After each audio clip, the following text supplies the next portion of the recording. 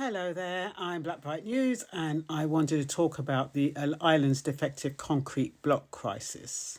Um, I just noticed it in the news last night or early hours of this morning, and when I heard the story about thousands of homes built with defective concrete blocks in Ireland, the first thing that came to mind was miry clay and building on a firm foundation.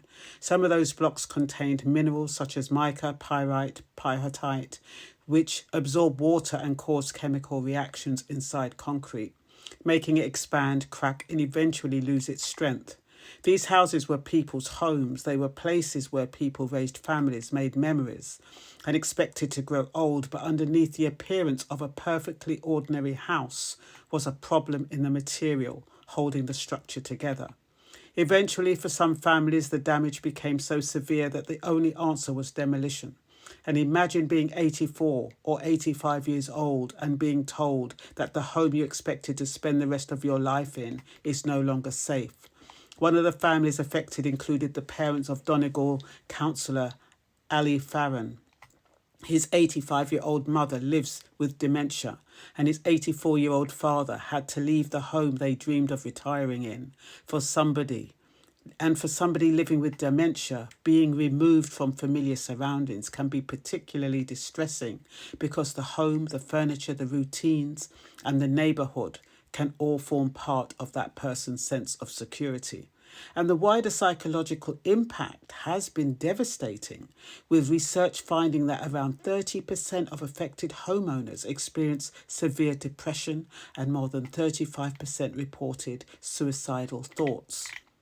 So this isn't simply about defective concrete. It is about what happens when something you believed was giving you security turned out not to be secure. And that is why Psalm 42 came to mind.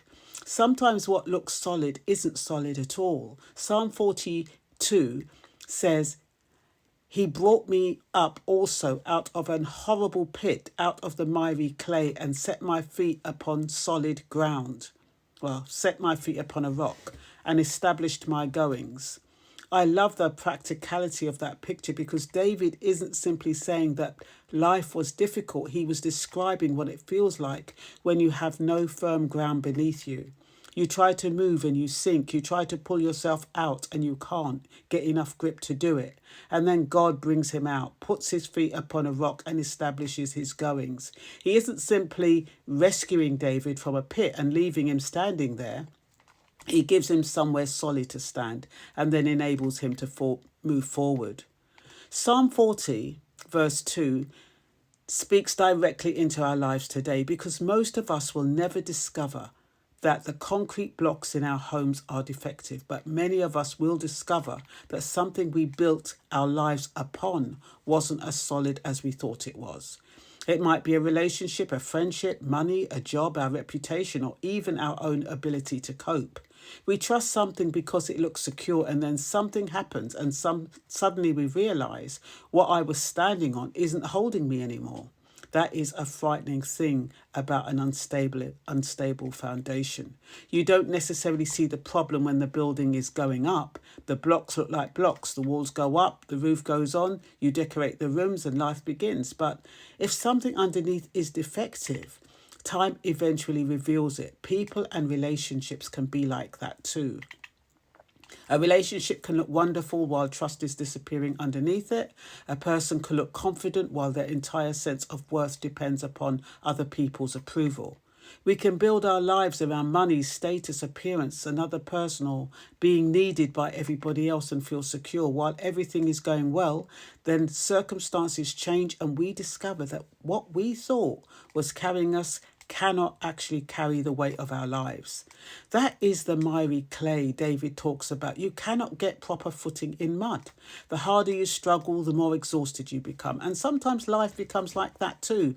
When we keep returning to the same unhealthy relationship, making the same bad decisions, allowing the same person to cross our boundaries, or constantly rescuing everybody else while neglecting ourselves. We are trying to find stability in something that isn't stable. Jesus used the same principle when he spoke about the wise man who built his house upon a rock. The storm still came. The difference wasn't that the person on the rock had no storms. It was that when the storm came, there was something underneath him that could hold. And that's what faith does. You can be disappointed without losing hope. You can go through a frightening season and still have somewhere solid to put your feet. And there is another lesson in the Irish situation, because questions have also been raised about regulation and accountability. When people are responsible for protecting others, there is a moral responsibility attached to that position. If you are responsible for checking something, check it. If you are responsible for protecting people, protect them. Because when responsibility is neglected, ordinary people can end up paying the price years later. And that principle applies to us too, because we are all putting building material into other people's lives. The way we treat our children becomes part of their foundation. The promises we make become part of somebody else's expectations. The way we treat a partner becomes part of the foundation of that relationship. Our behavior can become building material in another person's life. So we have to ask ourselves whether we are giving people truth or lies, consistency or confusion, safety or fear.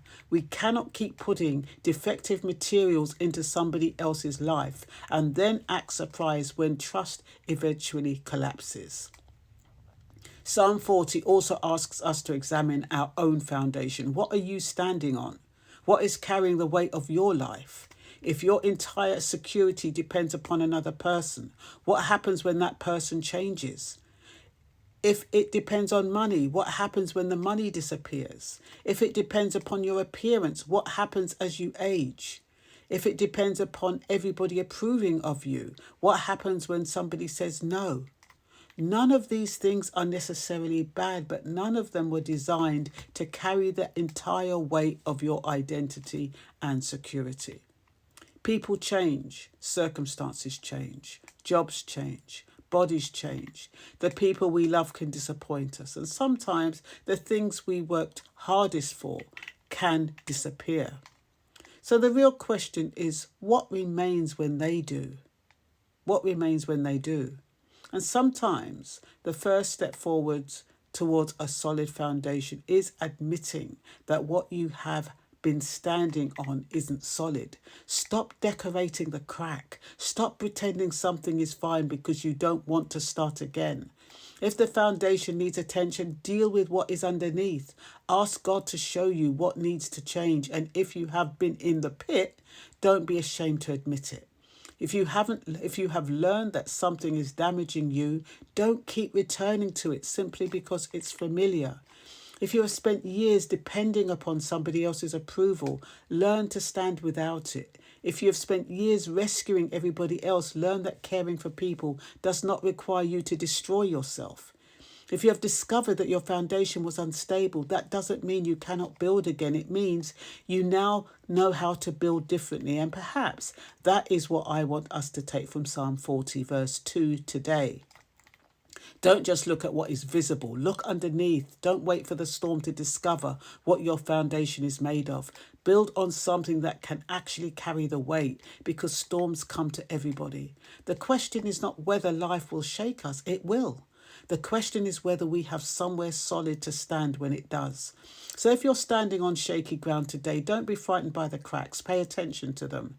Deal with what is underneath. And when God gives you solid ground, don't keep looking back at the pit, but put your feet down, find your balance and start walking towards it.